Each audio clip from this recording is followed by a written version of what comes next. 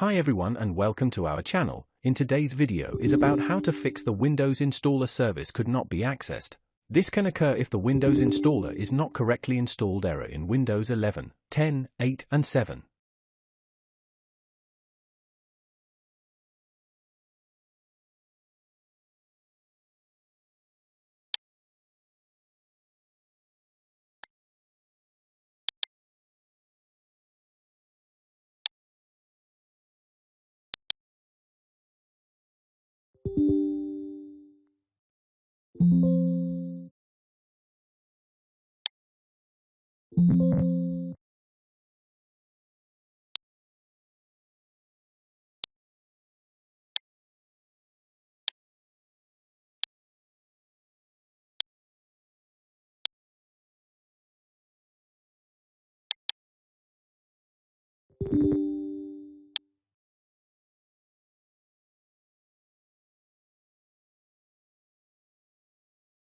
If you found this video helpful, please like to encourage us and subscribe to our channel. Leave comment and share it with others so they can benefit too.